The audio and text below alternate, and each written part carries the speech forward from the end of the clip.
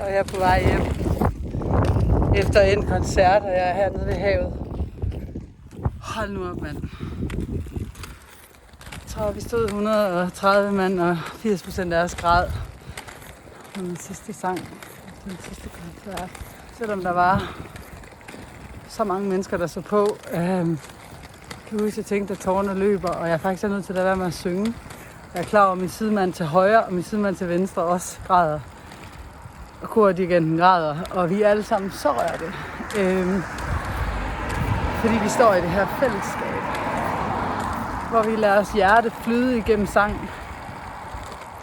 Man behøver ikke have et fællesskab igennem sang, for at lade hjertet strømme og for at turde være sårbar og vise, hvordan man har det.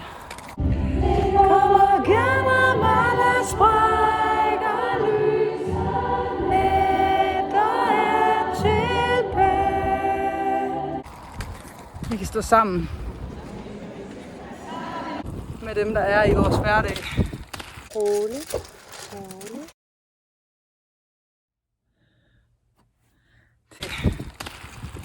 Og skabe glade oplevelser sammen. Finde ind til det, vi nyder ved at være her på den her jord. Og så bruge tid på det og prioritere tid på det. Er der nogle fællesskaber i dit liv, du kunne tænke dig at være en del af? Noget du kan lide at gøre sammen med andre. Så er der bare så stor en gave at hente. Og nogle gange, så behøver man ikke at være en af dem, der står i koret for at være en del af koret. Tanten, en af mange, der står for at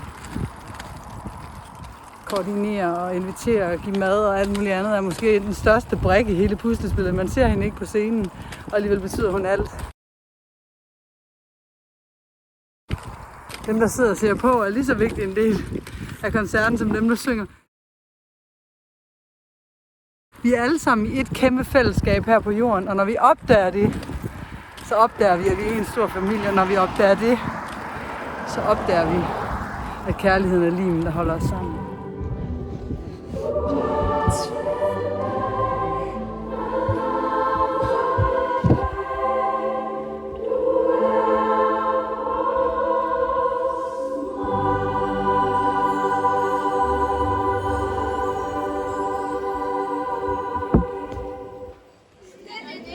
Vi øver lidt, som det går. Der er nogen, der ikke lige helt vidste, de skulle være med heroppe. Men jeg ved ikke, vi har også et lille indslag, som egentlig går lidt tilbage til en korrejse, vi har været på. Det var til Sydafrika. Så noget af havet, og man behøver heller ikke tage til Sydafrika for at være i et fællesskab. De er overalt. Og det er noget af det, som gør jorden til et virkelig fedt og særligt sted at være.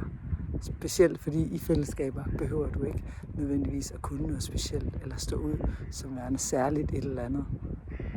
I fællesskaber, der er vi som en stor familie, og de findes overalt. Vi ses.